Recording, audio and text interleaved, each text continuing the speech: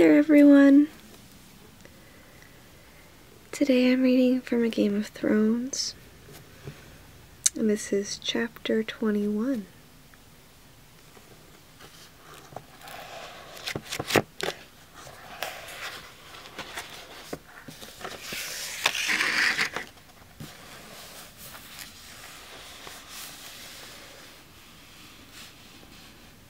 Eddard. Eddard Stark rode through the towering bronze doors of the Red Keep, sore, tired, hungry, and irritable. He was still a horse, dreaming of a long hot soak, a roast fowl, and a feather bed, when the king's steward told him that Grandmaster Pycelle had convened an urgent meeting of the small council. The honor of the hand's presence was requested as soon as it was convenient. "It will be convenient on the morrow," Ned snapped as he dismounted. The steward bowed very low. "I shall give the councillors your regrets, my lord." "No, damn it," Ned said. It would not do to offend the council before he had even begun. "I will see them. Pray give me a few moments to change into something more presentable." "Yes, my lord," the steward said. "We have given you Lord Arryn's former chambers in the Tower of the Hand, if it please you. I shall have your things taken there." "My thanks," Ned said as he ripped off his riding gloves and tucked them into his belt. The rest of his household was coming through the gate behind him. Ned saw Veon Poole, his own steward, and called out, "It seems the council has urgent need of me. See that my daughters find their bedchambers, and tell Jory to keep them there. Arya is not to go exploring." Poole bowed. Ned turned back to the royal steward. "My wagons are still straggling through the city. I shall need appropriate garments." "It will be my great pleasure," the steward said. And so Ned had come striding into the council chambers, bone-tired and dressed in borrowed clothing, to find 4 members of the small council waiting for him. The chamber was richly furnished. Moorish carpets covered the floor instead of rushes, and in one corner 100 fabulous beasts cavorted in bright paints on a carved screen from the Summer Isles. The walls were hung with tapestries from Norvos and Qohor and Lys, and a pair of Valyrian sphinxes flanked the door, eyes of polished garnet smoldering in black marble faces. The councillor Ned liked least, the eunuch Varys, accosted him the moment he entered. "Lord Stark, I was grievous sad to hear about your troubles on the King's Road. We have all been visiting the Sept to light candles for Prince Joffrey. I pray for his recovery." His hand left powder stains on Ned's sleeve, and he smelled as foul and sweet as flowers on a grave. "Your gods have heard you," Ned replied, cool yet polite. "The prince grows stronger every day." He disentangled himself from the eunuch's grip and crossed the room to where Lord Renly stood by the screen, talking quietly with a short man who could only be Littlefinger. Renly had been a boy of 8 when Robert won the throne, but he had grown into a man so like his brother that Ned found it disconcerting. Whenever he saw him, it was as if the years had slipped away, and Robert stood before him, fresh from his victory on the Trident. "I see you have arrived safely, Lord Stark," Renly said. "And you as well," Ned replied. "You must forgive me, but sometimes you look the very image of your brother Robert." "A poor copy," Renly said with a shrug. "Though much better dressed," Littlefinger quipped. "Lord Renly spends more on clothing than half the ladies of the court." It was true enough. Lord Renly was in dark green velvet, with a dozen golden stags embroidered on his doublet. A cloth of gold half-cape was draped casually across one shoulder, fastened with an emerald brooch. "There are worse crimes," Renly said with a laugh. "The way you dress, for one." Littlefinger ignored the jibe. He eyed Ned with a smile on his lips that bordered on insolence. "I have hoped to meet you for some years, Lord Stark. No doubt Lady Catelyn has mentioned me to you." "She has," Ned replied with a chill in his voice. The sly arrogance of the comment rankled him. "I understand you knew my brother Brandon as well." Renly Baratheon laughed. Varys shuffled over to listen. "Rather too well," Littlefinger said. "I still carry a token of his esteem. Did Brandon speak of me too?" "Often, and with some heat," Ned said, hoping that would end it. He had no patience with this game they played, this dueling with words. "I should have thought that heat ill suits you, Starks," Littlefinger said. "Here in the south they say you are all made of ice, and melt when you ride below the neck. I do not plan on melting soon, Lord Baelish. You may count on it." Ned moved to the council table and said, "Maester Pycelle, I trust you are well." The Grand Maester smiled gently from his tall chair at the foot of the table. "Well enough for a man of my years, my lord," he replied. "Yet I do tire easily, I fear." Wispy strands of white hair fringed the broad, bald dome of his forehead above a kindly face. His maester's collar was no simple metal choker such as Ludwin wear, but 24 heavy chains wound together into a ponderous metal necklace that covered him from throat to breast. The links were forged of every metal known to man. Black iron and red gold, bright copper and dull lead, steel and tin and black iron and red silver, brass and bronze and platinum, garnets and amethysts and black pearls adorned the metalwork, and here and there an emerald or ruby. "Perhaps we might begin soon," the Grand Maester said, hands knitting together atop his broad stomach. "I fear I shall fall asleep if we wait much longer." "As you will." The king's seat sat empty at the head of the table, the crowned stag of Baratheon embroidered in gold thread on its pillows. Ned took the chair beside it, as the right hand of the king. "My lords," he said formally, "I am sorry to have kept you waiting." "You are the king's hand," Varys said. "We serve at your pleasure, Lord Stark." As the others took their accustomed seats, it struck Eddard Stark forcefully that he did not belong there, in this room with these men.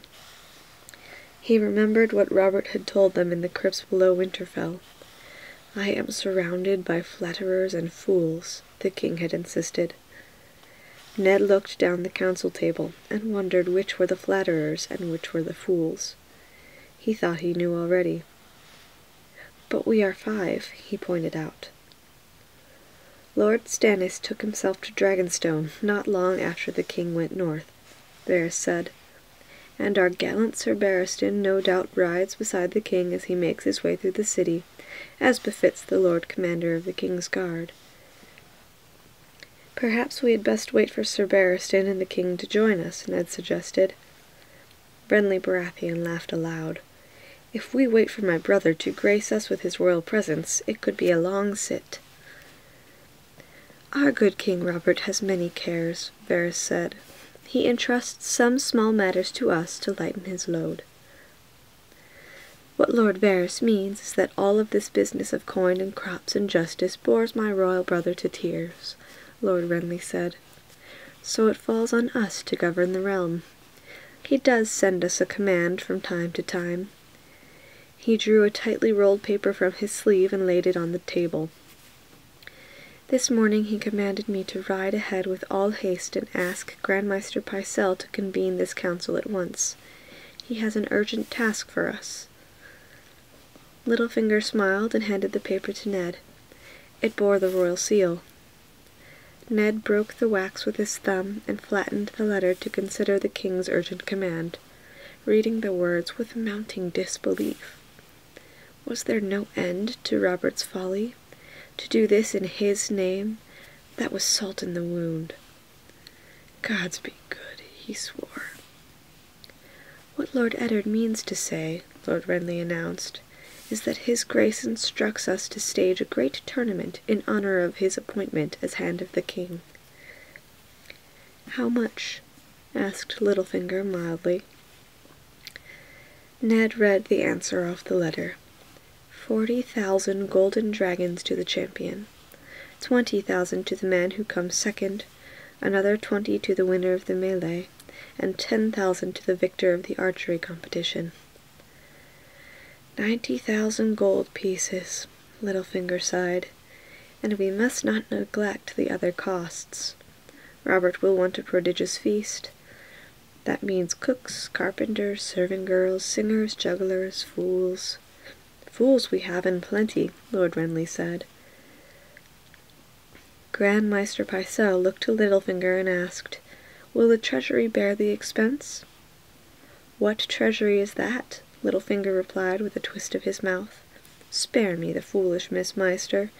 You know as well as I do the treasury has been empty for years. I shall have to borrow the money. No doubt the Lannisters will be accommodating. We owe Lord Tywin some 3,000,000 dragons at present. What matter 100,000 more?" Ned was stunned. "Are you claiming that the crown is 3,000,000 gold pieces in debt?" "The crown is more than 6,000,000 gold pieces in debt, Lord Stark. The Lannisters are the biggest part of it, but we have also borrowed from Lord Tyrell, the Iron Bank of Bravos, and several Tyroshi trading cartels. Of late, I've had to turn to the faith. The High Septon haggles worse than a Dornish fishmonger." Ned was aghast. Aerys Targaryen left a treasury flowing with gold. How could you let this happen? Littlefinger gave a shrug. The master of coin finds the money. The king and the hands spend it. "I will not believe that Jon Arryn allowed Robert to beggar this realm," Ned said hotly. Grand Maester Pycelle shook his great bald head, his chains clinking softly. "Lord Arryn was a prudent man, but I fear that his grace does not always listen to wise counsel.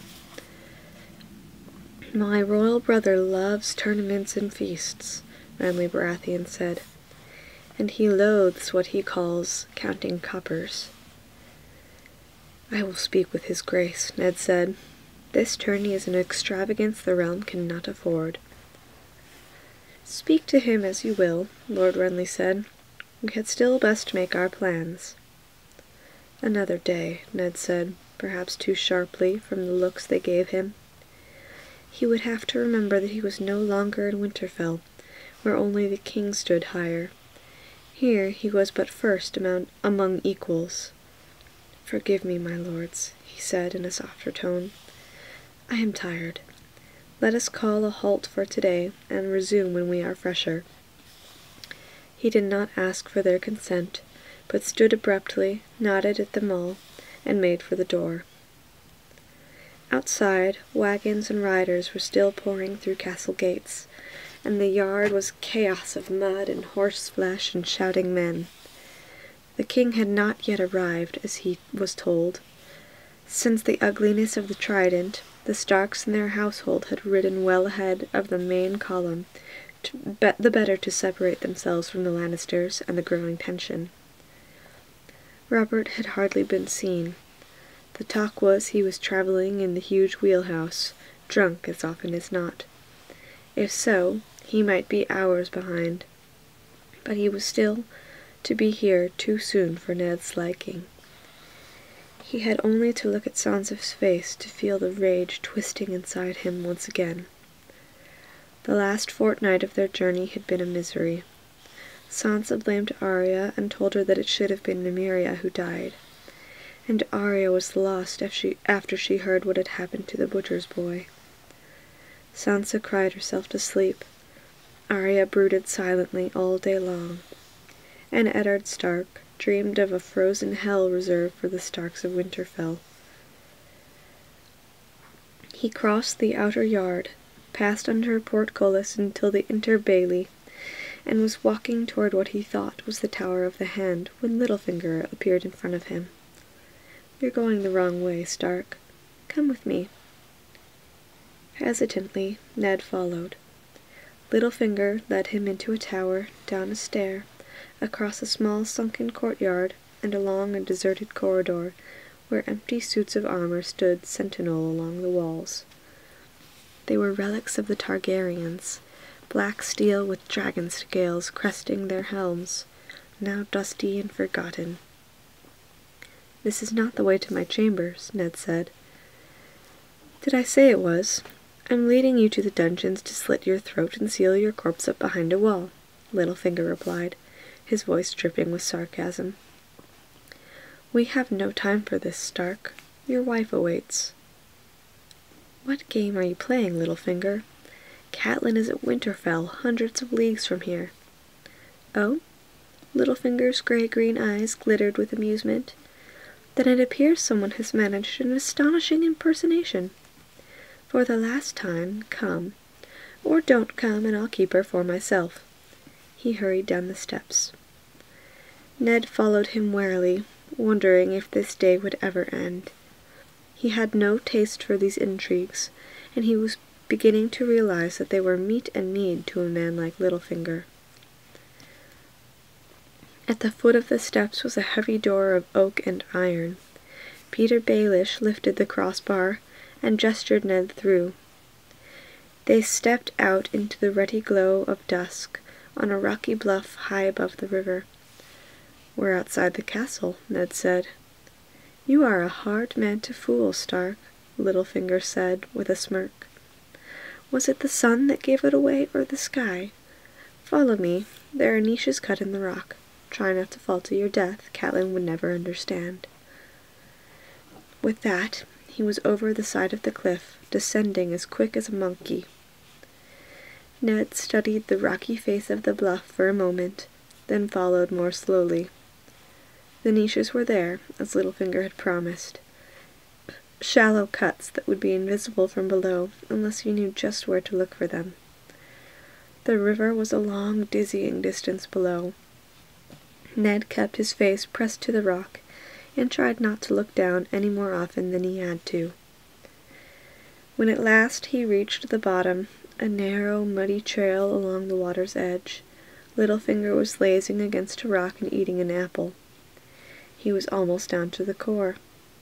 "You are growing old and slow, Stark," he said, flipping the apple casually into the rushing water.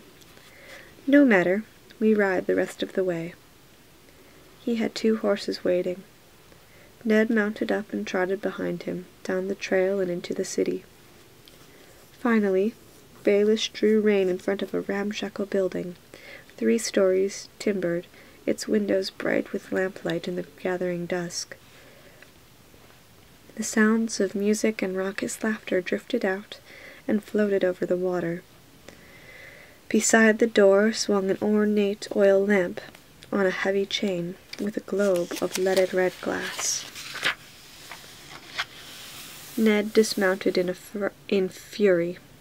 "A brothel," he said as he seized Littlefinger by the shoulder and spun him around. "You've brought me all the way to take me to a brothel?" "Your wife is inside," Littlefinger said.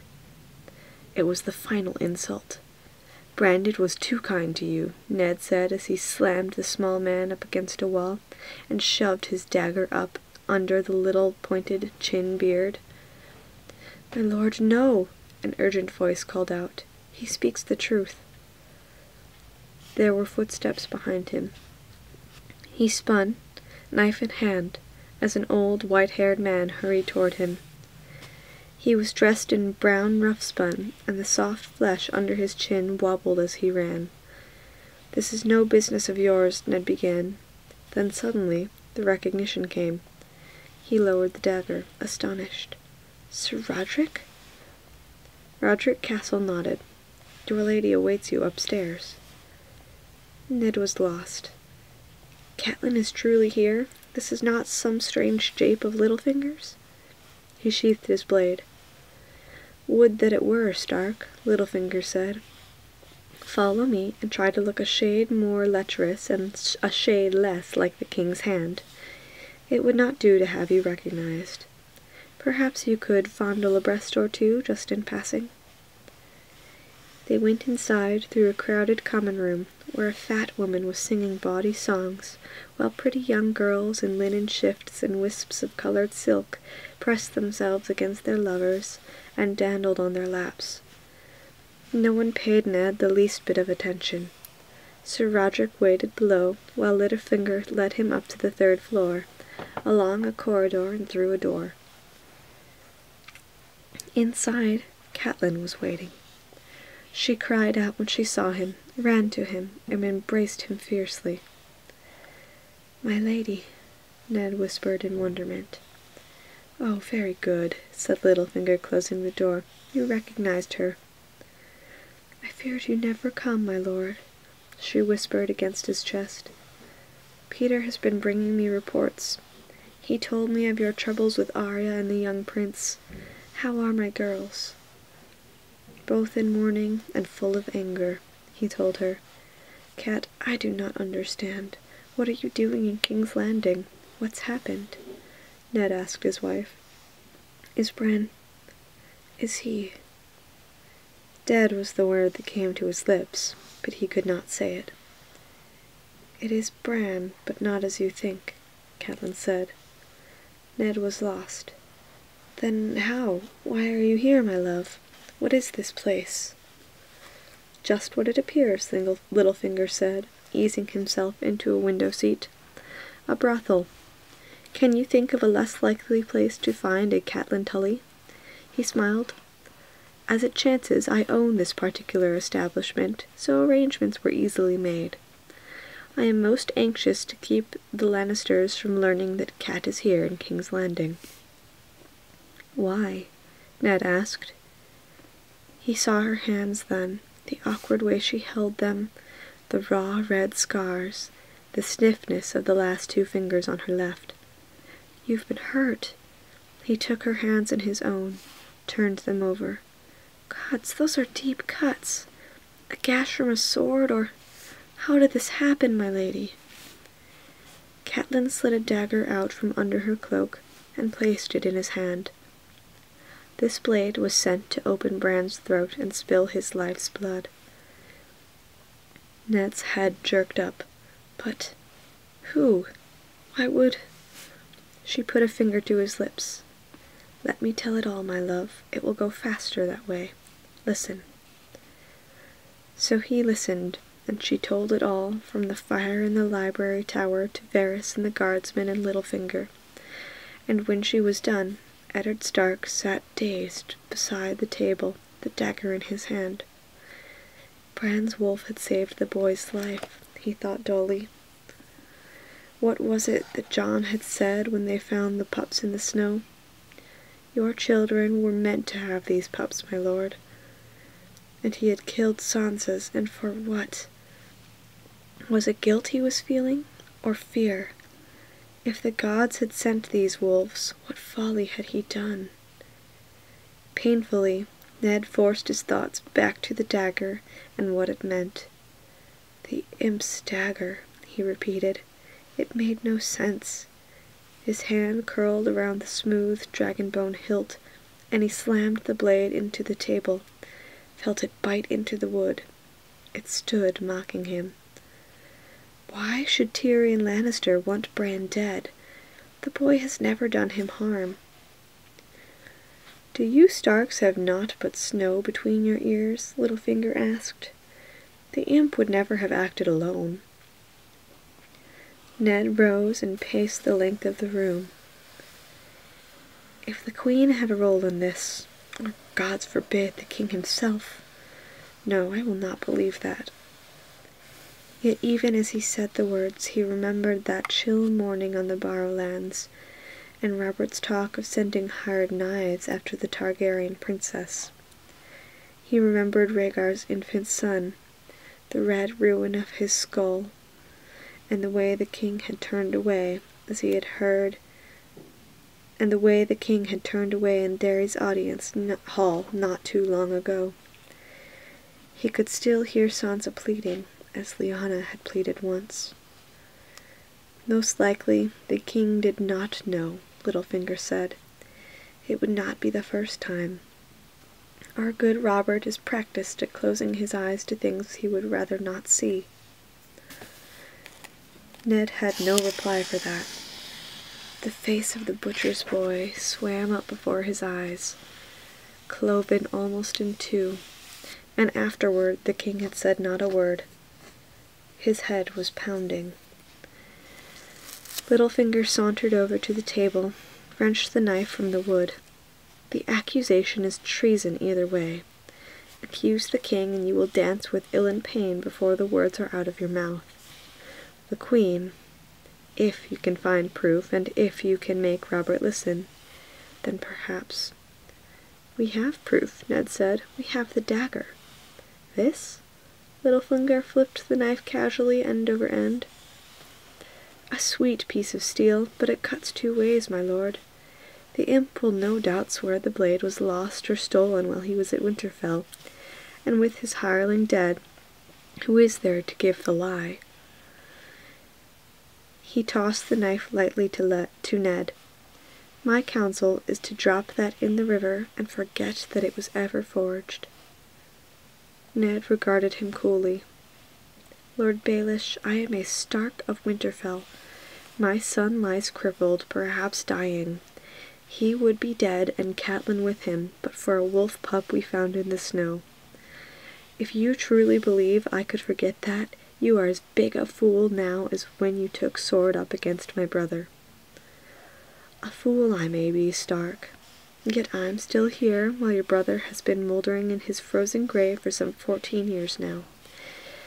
If you are so eager to moulder beside him, far be it from me to dissuade you. But I would rather not be included in the party, thank you very much." "You would be the last man I would willingly include in any party, Lord Baelish." "You wound me deeply." Littlefinger placed a hand over his heart. "For my part, I always found you Starks a tiresome lot, but Cat seems to have become attached to you for reasons I cannot comprehend. I shall try to keep you alive for her sake. A fool's task, admittedly, but I could never refuse your wife anything." "I told Peter our suspicions about Jon Arryn's death," Catelyn said. "He has promised to help you find the truth." That was not the news that Eddard Stark welcomed, but it was true enough that they needed help, and Littlefinger had been almost a brother to Cat once. It would not be the first time that Ned had been forced to make a common cause with a man he despised.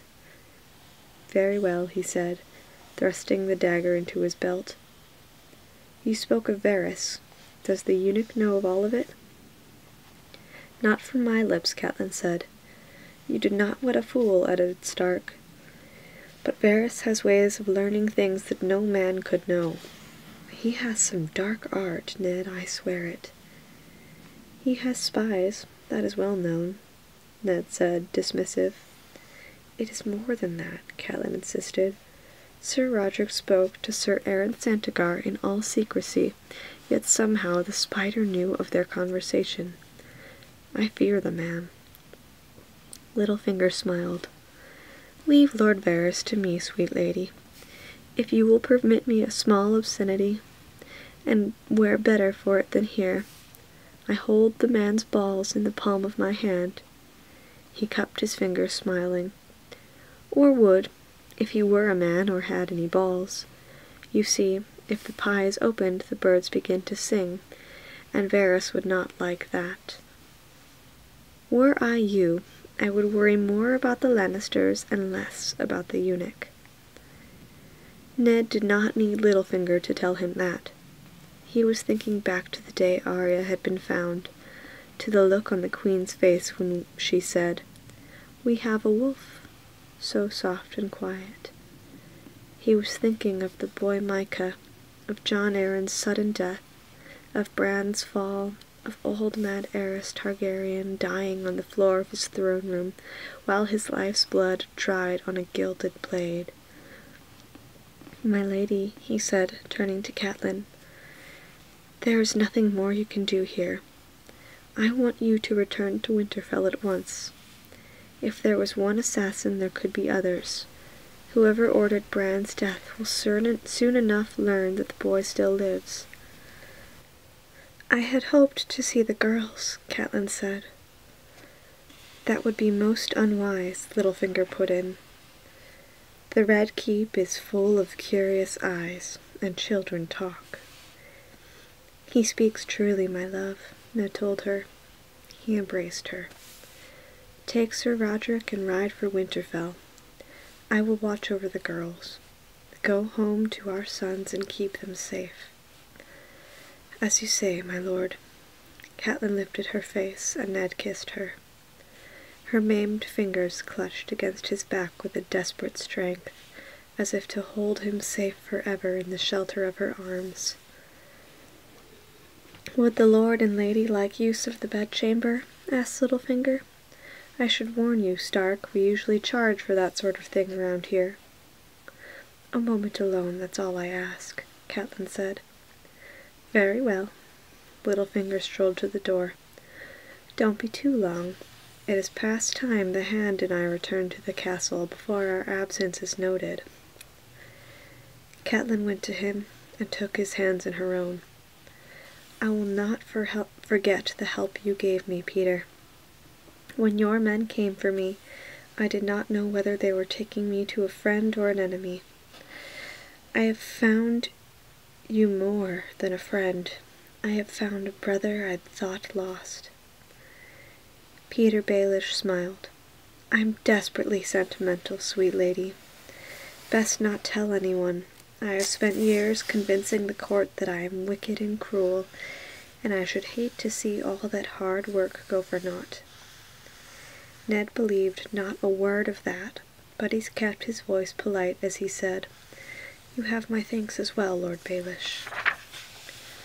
"Oh, now there's a treasure," Littlefinger said, exiting. When the door had closed behind him, Ned turned back to his wife. "Once you are home, send word to Helman Tallheart and Galbert Glover under my seal. They are to raise 100 bowmen each and fortify Moat Cailin. 200 determined archers can hold the neck against an army. Instruct Lord Manderley that he is to strengthen and repair all his defences at White Harbour, and see that they are well manned. And from this day on, I want a careful watch kept over Theon Greyjoy. If there is a war, we shall have sore need of his father's fleet." "War?" The fear was plain on Catelyn's face. "It will not come to that," Ned promised her, praying it was true. He took her in his arms again. The Lannisters are merciless in the face of weakness, as Aerys Targaryen learned to his sorrow, but they would not dare attack the north without all the power of the realm behind them, and that they shall not have. I must play this fool's masquerade as if nothing is amiss. Remember why I came here, my love. If I find proof that the Lannisters murdered Jon Arryn—" He felt Catelyn tremble in her arms. Her scarred hands clung to him. "If," she said. "What then, my love?" That is the most dangerous part, Ned knew. "All justice flows from the king," he told her. "And when I know the truth, I must go to Robert. And pray that he is the man I think he is," he finished silently, "and not the man I fear he has become."